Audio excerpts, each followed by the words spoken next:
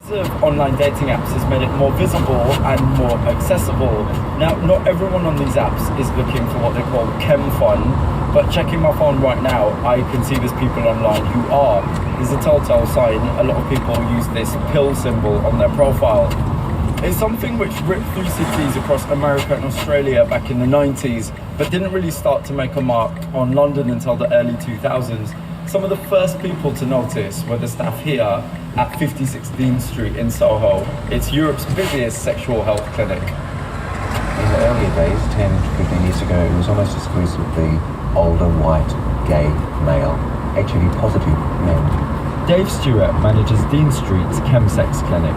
It's now 10, 15 years later, and I can't find a stereotype that is more likely to do chemsex than any other. It's all demographics, really. It's all ages, it's all ethnicities, and it's HIV positive and negative pretty equally, I guess. When men actually come to see you, what are they looking for? They're coming in here because they might have caught gonorrhea, but they might have had a risky episode that they're worried about if they might have caught HIV or hepatitis C, and so they're seeing a nurse for their sexual health reasons. Nurses in these clinics are very good at picking up the problems, and that guys are quite interested in talking about that. In fact, 100 a month want to come forward and get support from our chemsex clinics. That's 100 new gay men every month. It's hard to tell exactly how many men are engaging in chemsex, be it in London or elsewhere around the UK, in part because it's something which takes place behind the closed doors of private homes, away from the traditional scene of clubs and bars. But we do know that HIV and STI rates are continuing to soar amongst men who have sex with men. Whilst not the sole cause, chemsex is believed to be a contributing factor to its increase. That's because, as well as heightening sexual pleasure, drugs like methadone, G, and crystal meth also lower inhibitions dramatically and can lead men to do things they wouldn't otherwise do. I feel really ambivalent about G as a drug because it's very difficult to control or measure. There are like milligrams difference between like having a fun time and like falling into a coma. Zia is 26 years old and he's been on the gay scene since he was 14. He says drugs and sex mix well for him, and these days his preference is for methadone and MDMA, but he's also dabbled with other chems.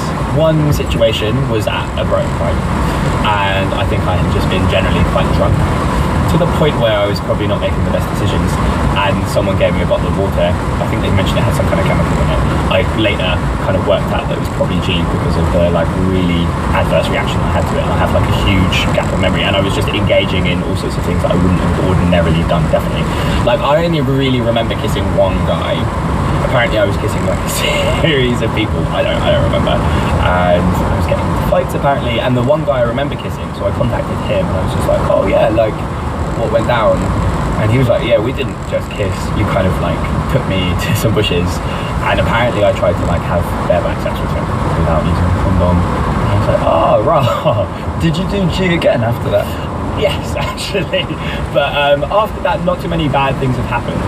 I've got to say, Zia struck me as being quite blasé about G, considering it's been linked to a handful of deaths. Its potency can also lead men to pass out, leaving them vulnerable to sexual assault. In a study published by the London School of Hygiene and Tropical Medicine, a third of men surveyed described incidents of unintended, unprotected sex, whilst under the influence of chemsex drugs. Here's Jack again. You know, I have been unsafe and I've been high for sure. It just makes you kind of not care. But at the time it's still fun because, you know, you're high, and then it was like on the Monday after, like, oh, what have I done? You're just like filled with regret and guilt. And have you had sex with people you know are HIV positive? Yeah, I have, yeah, a few times. It's a really obvious question, but why? I don't know, I think it was, I don't know, again, being high really. I mean, it's something I wouldn't do when I was sober. Do you know your HIV status? Last time I was checked, I was negative, but it's probably been a weekend where I have had unprotected sex, so I do need to get checked out. Since that? Since that. Are you worried? Yeah, a little bit, but I don't know, it's one of those things I've kind of played with fire so much that if it happens, it happens. I can't, you know, I'm not gonna think. I mean, you know, I've got friends who are, and it isn't the end of the world these days. There is now a danger that has become a threat to us all. It is a deadly disease and there is no known cure. I'm old enough to remember the original AIDS awareness campaign, hitting TV viewers back in the 1980s with the message, "Don't die of ignorance." But Jack isn't ignorant. He's fully aware of the progress made in HIV treatment, that men who have HIV aren't always infectious, and that if you have a slip-up, you can go to the hospital the next day and get some pills to help stop HIV infection. Lots of gay men who choose not to use condoms know this too. As one man told me, "I'd rather have HIV than diabetes." But this fading fear over HIV comes at a time when the gay scene is more sexualized than ever, intimidatingly so for some men. Dave Stewart from the 5016 Street Clinic. The misinterpretation of what chemsex is so easy to do. It looks like a bunch of self-indulgent, hedonistic, drug-taking, promiscuous fiends going out and destroying all of our public health work. It's not like that at all. It doesn't take a genius to look much deeper to know that these guys are looking for affirmation, they're looking for connection, they're looking to be part of a community, they're looking to have sex. And these three particular drugs, the ones that are associated with chemsex, are very powerful sexual disinhibitors, particularly for a population of people that kind of need some disinhibition around their sex because their sex has been associated with disease and risk and danger. When the sex you have historically has happened in parks and in public toilets rather than in your bedroom under your mum and dad's roof perhaps, then you develop a very different understanding of what sex is. You know it's different, you know it's deviant, you know it's naughty. And that can translate into doing everything outside of the norm. Over the course of making this program, my producer and I spoke to many men engaging in chemsex.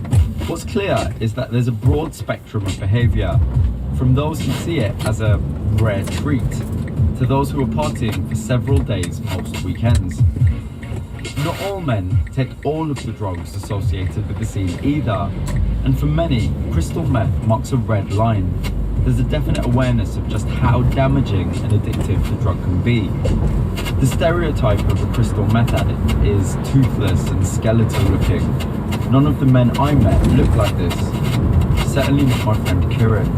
I've known him for 6 years, but it was only whilst making this program that I learned about the secret life he'd been leading. It began following a breakup with his long-term boyfriend 5 years ago. He's the first partner I formally introduced to my parents as my partner. So it's a big deal. Yeah, so quite a big deal. And then one day he just kind of decided, okay, I can't do this anymore. And I was like, well, what does that mean? And he's like, oh, I just can't be in this relationship anymore. And I think that rejection, I felt like I was losing something which was like the best relationship I'd had up to that point. Mm-hmm. So that night, rather than sit there and process the feelings and sit with them and try and write out whatever sort of was going around in my head, reactivated one of my online profiles, went and met two guys, and they said, yeah, we've got some crystal. I said, right, let's go. So I went over there, and I was there for about 2 days.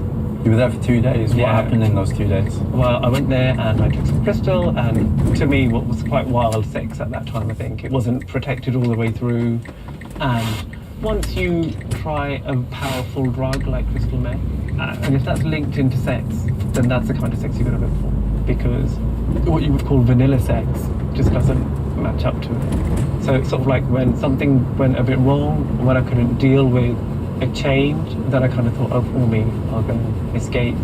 And every couple of weeks I was having a big binge. Did crystal make you change your boundaries? And can you tell me about that? What were you doing on crystal that you wouldn't have done if you weren't I think crystal? I moved from having sex with one person at a time to having sex with multiple partners in one go or in one evening, and more extreme sex acts. Let's use some toys, let's try fisting, let's try this, let's try that, let's try everything. And then I kind of like shifted more towards having more and more unsafe sex as time went on.